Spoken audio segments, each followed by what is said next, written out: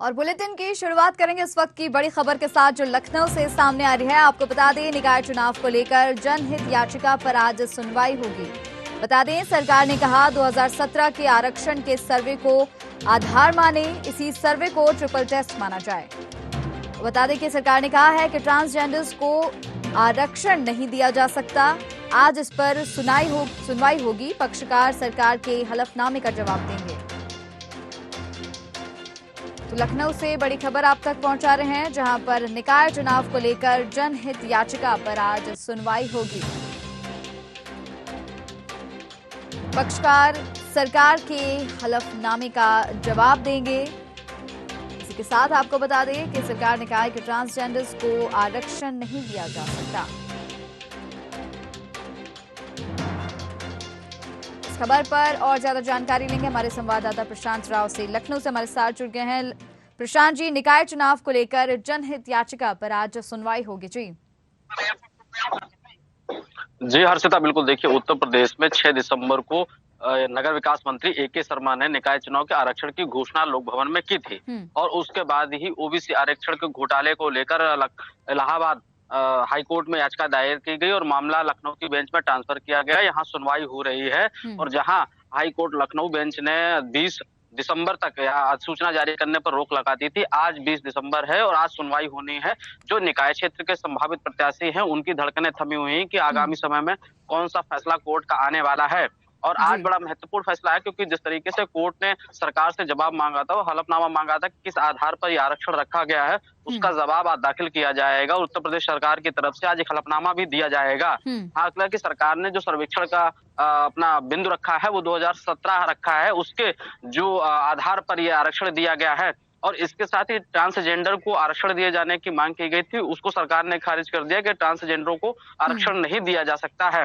और triple test की बात है तो 2017 के आधार पर जिस तरीके से एक आयोग के द्वारा निकाय क्षेत्रों का आरक्षण कराया जाता है, उसी के आधार पर मुख्यमंत्री योगी आदित्यनाथ की सरकार ने आरक्षण का प्रावधान रखा है और उसी के तहत नगर विकास मंत्री ने 6 दिसंबर को उत्तर प्रदेश में निकाय चुनाव में आरक्षण की घोषणा की थी। उत्तर प्रदेश में 667 जो नगर निकाय क्षेत्र हैं, उन पर ये यहाँ पर चुनाव होना है और ऐसे में 6 दिसंबर के बाद जो मामला कोर्ट में पहुंच गया था, जो प्रक्रिया थी वो लगातार टलती जा रही थी और आज जो निकाय क्षेत्र के संभावित प्रत्याशी हैं, वहां के मतदाता हैं, उनकी धड़कनें थमी हुई हैं और आज सामने फैसला आएगा कोर्ट का कि आखिर में आगे क्या होना है। चुनाव टलेंगे या आज के फैसले के बाद ही आगे की कार्रवाई बढ़ेगी। उत्तर प्रदेश की सरकार पूरी संजीदा है। मुख्यमंत्री योगी आदित्यनाथ ने जो सरकार के जो वकील हैं उनसे साफ तौर से कहा है कि इस मसले को पूरी मजबूती के साथ रखा जाए और इसके साथ अधिकारियों ने जिस तरीके से ये जो आरक्षण का खाका तैयार किया था, पूरा रोड मैप तैयार किया गया था, वो रिपोर्ट सारी इकट्ठी कर ली गई हैं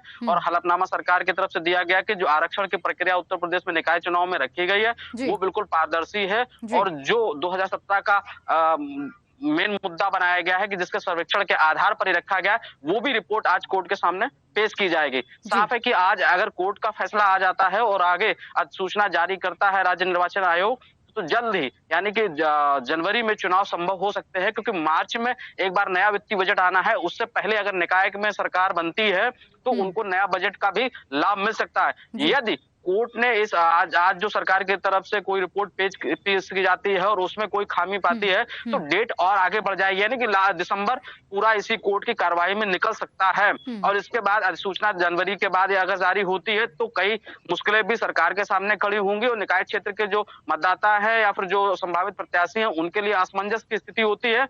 यदि आज कोर्ट के निर्णय के बाद एक संशय और जो संभावित प्रत्याशी उनके मन में बना हुआ है कि उनकी सीटों का जो रिजर्वेशन यानी आरक्षण वो परिवर्तित हो सकता है, तो अभी जो शिथिल कार्रवाई पड़ी हुई है उसको कल मजबूती मिल सकती है अगर आज कोर्ट ने कोई आदेश अपना जारी कर दिया या यही जो 6 दिसंबर को सूचना जारी की गई तो उत्तर प्रदेश सरकार की तरफ से अगर यही जारी रहती है तो निकाय क्षेत्र की जो चुनावी तैयारियां हैं उसको प्रशासन को आगे बढ़ाने में कोई दिक्कत नहीं होगी और इसके साथ ही जैसे प्रत्याशी तैयारी कर रहे थे उसको आगे बढ़ा सकते हैं। यदि कोई कोर्ट की तरफ से दिशा निर्देश दिया गया तो ये है कि एक हफ्ते के बाद ही उत्तर प्रदेश सरकार कोई नई कार्रवाई जारी कर सकती है और उसके बाद आगे जो नियमावली आएगी, क्योंकि अगर कहीं आरक्षण रखा जाता है तो उसके बाद दावे और आपत्तियों का भी एक हफ्ते का समय मिलता है। तो कुल मिलाकर दिसंबर इन्हीं कार्रवाइयों में बीतने वाला है और आगे आगामी जनवरी में ही निकाय चुनाव की अधिसूचना जारी हो सकती है, ऐसा अनुमान लगाया जा रहा है। लेकिन अभी जो निगाहें टिकी हैं वो लखनऊ हाई कोर्ट बेंच पर टिकी हुई है कि आज कौन सा फैसला आने वाला, क्योंकि आज तक के लिए हाई कोर्ट ने अधिसूचना जारी करने पर